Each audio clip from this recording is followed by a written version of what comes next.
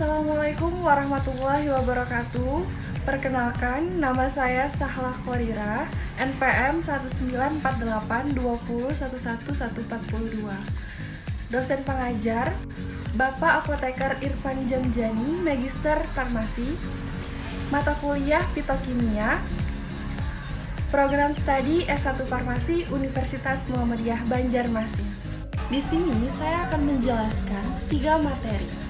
Materi pertama, penyiapan sampel bahan alam. Yang kedua, identifikasi senyawa. Dan yang terakhir, destilasi uap. Materi pertama, adapun tahap-tahap dalam persiapan sampel. Yang pertama, penyiapan bahan baku. Yang kedua, sortasi basah. Yang ketiga, pencucian. Yang keempat, perajangan. Yang kelima, pengeringan. Dan yang terakhir, sortasi kering. 1. Pengumpulan bahan baku.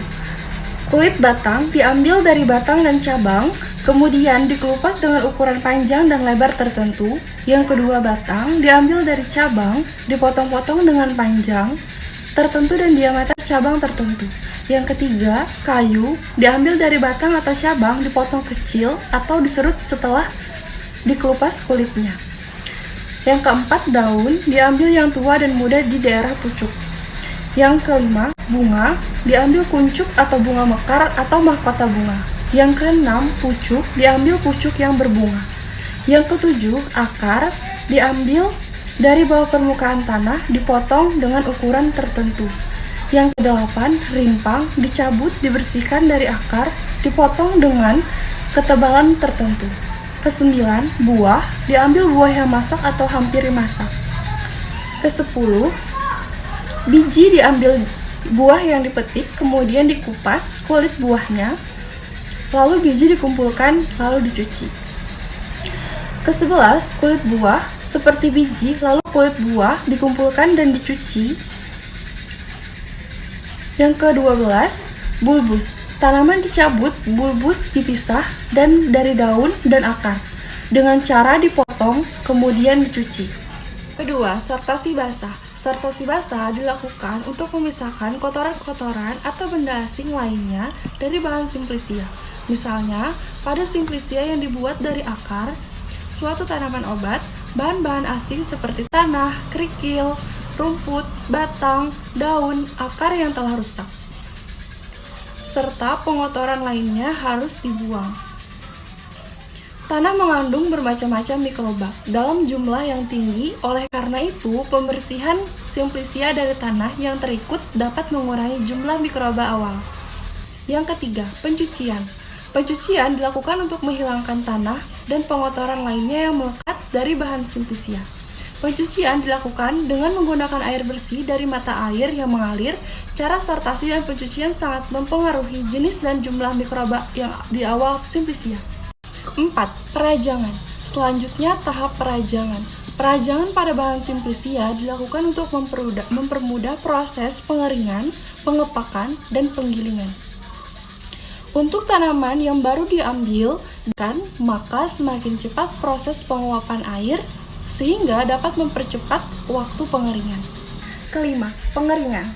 Pengeringan bertujuan untuk mendapatkan simplisia yang tidak mudah rusak, sehingga dapat disimpan dalam waktu yang lebih lama. Dengan mengurangi kadar air dan menghasilkan reaksi enzimatik akan dicegah penurunan mutu atau kerusakan simplisia. Pengeringan dilakukan dengan 2 cara. Cara pertama, pengeringan alamiah, yaitu dengan sinar matahari langsung atau diangin-anginkan. Yang kedua, pengeringan buatan menggunakan suatu alat atau mesin pengering yang suhu kelembapan, tekanan, dan aliran udaranya dapat diatur. Catatan, sebaiknya pengeringan yang di bawah sinar matahari dilapisi dengan kain hitam, bertujuan agar sampel tidak terpapar sinar matahari secara langsung. Yang keenam, sortasi kering. Sortasi kering dilakukan bertujuan untuk memisahkan benda-benda asing yang terdapat pada simplisia, misalnya akar-akar, pasir, kotoran unggas, atau benda asing lainnya. Proses penyortiran merupakan tahap akhir dari pembuatan simplisia kering sebelum dilakukan pengemasan, penyimpanan, atau pengolahan lebih lanjut. Setelah penyortiran simplisia, ditimbang untuk mengetahui rendemen hasil dari proses pasca panen yang dilakukan. Materi kedua, identifikasi senyawa. A. Tahapan identifikasi senyawa yang digunakan dalam jurnal ilmiah. Uji aktivitas antioksidan dilakukan dengan dua cara, yaitu DPPH dan tiosianat. Yang pertama, metode DPPH, Blois 1958. Ekstrak Kalispongia sp dilarutkan dalam etanol dan dibuat dalam berbagai konsentrasi 10, 30, 50, dan 70 ppm. Masing-masing dimasukkan ke dalam tabung reaksi. Ke dalam tiap tabung reaksi ditambahkan 500 ml larutan DPPH, 1 ml dalam metanol. Volume dicukupkan sampai 5,0 ml, kemudian diinkubasi pada 37 derajat Celcius selama 30 menit. Selanjutnya, serapannya diukur pada panjang gelombang 515 nm sebagai kontrol positif, dan untuk membanding digunakan vitamin C konsentrasi 2, 3, 4, dan 5 ppm dan BHT konsentrasi 2, 4, 6, dan 8 ppm. Nilai IC 50 dihitung masing-masing dengan menggunakan rumus persamaan regresi. 2. Metode tiosianat. Moon-Im et al. 2003. Sebanyak 500 ml larutan ekstrak Kalispongia sp dengan konsentrasi 100 ppm dimasukkan ke dalam tabung reaksi dan ditambahkan berturut-turut 2,5 ml larutan buper fosfat 0,2 m, pH 7, 2,5 ml larutan asam linolenat 1,3%, W per V, 1,0 ml air suling, dan 0,25 ml larutan AAPH 46,6 mm dalam etanol 40%. Selanjutnya diinkubasi dalam keadaan gelap pada suhu 50 derajat Celcius. Pengambilan sampel dilakukan setiap 1 jam selama 4 jam. Larutan uji sebanyak 0,1 ml ditambah dengan 0,1 ml larutan 3. 2 klorida 20 mm dalam HCl 3,5%, 0,1 ml larutan amonium tiosianat 10%, dan dicukupkan volumenya dengan etanol 75% menjadi 10 ml. Homogenkan dengan vortex. Setelah 3 menit, serapannya diukur pada panjang gelombang 500 nm. Kemampuan aktivitas antioksidan dilihat dari rendahnya resapan yang terbentuk terhadap kontrol. Identifikasi kandungan kimia dalam ekstrak dilakukan terhadap senyawa-senyawa. 1. Steroid atau triterpenoid. Sebanyak 1 ml larutan ekstrak diuapkan sampai kering, kemudian ditambahkan dengan reaksi Lieberman-Bunchard warna biru ungu yang timbul menunjukkan adanya senyawa terpenoid atau steroid. 2. Alkaloid. Larutan ekstrak sebanyak 3 ml ditambah dengan 1 ml HCl2n dan 6 ml air suling, kemudian panaskan selama 2 menit, dinginkan, kemudian disaring. Filtrat diperiksa adanya senyawa alkaloid dengan reaksi Dragendorff, Burkhardt, dan Mayer. 3. Flavonoid. Larutan ekstrak sebanyak 2 ml ditambahkan dengan sedikit serbuk seng atau magnesium dan 2 ml senyawa alkaloid dengan reaksi Dragendorff, Burkhardt, dan Mayer. 3. Flavonoid. Larutan ekstrak sebanyak 2 ml ditambahkan dengan sedikit serbuk seng atau magnesium dan 2 ml HCl2n. Senyawa flavonoid akan menimbulkan warna jingga sampai merah. 4. Anthraquinone. Larutan ekstrak sebanyak 2 ml dipanaskan dengan 5 ml H2SO4 1 menit.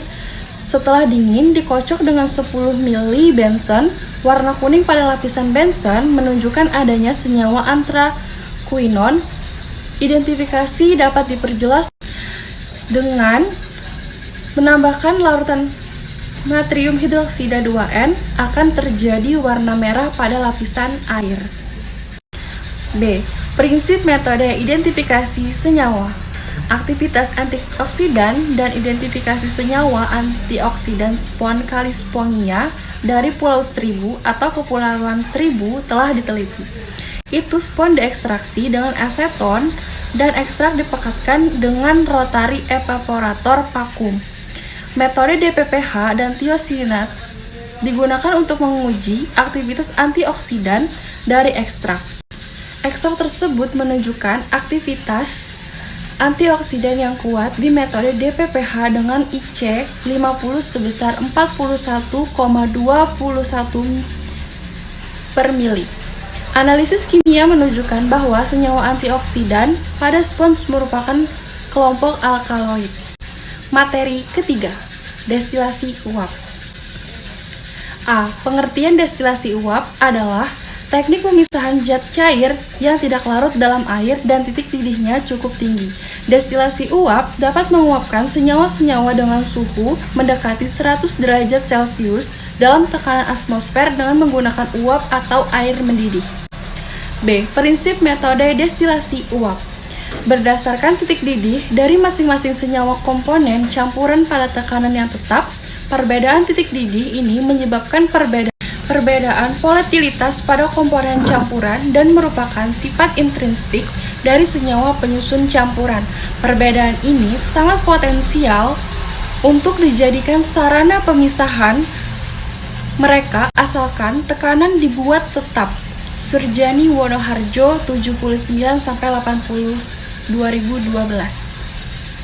C. Kriteria pemilihan pelarut. Syarat pelarut yang digunakan Gwender 1987 yaitu yang pertama, dapat melarutkan semua zat wangi bunga dengan cepat dan sempurna.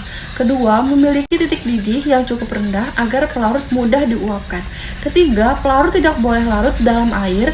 Keempat, pelarut bersifat inert agar tidak bereaksi dengan komponen minyak atsiri dari tanaman. Kelima, pelarut memiliki titik didih yang seragam. Dan yang terakhir, harga pelarut serendah mungkin dan tidak mudah terbakar. D. Kelebihan dan kekurangan metode destilasi. Keuntungan dapat memisahkan zat dengan perbedaan titik didih yang tinggi dan produk yang dihasilkan benar-benar murni. Adapun kekurangannya yaitu hanya berlaku untuk zat dengan fase cair dan gas. Hanya dapat memisahkan zat yang memiliki perbedaan titik didih yang besar. Biaya penggunaan alat ini relatif mahal. Demikian video singkat dari saya mengenai pemaparan mata kuliah Fitokimia. Mohon maaf jika ada salah dan kekurangan. Akhir kata, wassalamualaikum warahmatullahi wabarakatuh.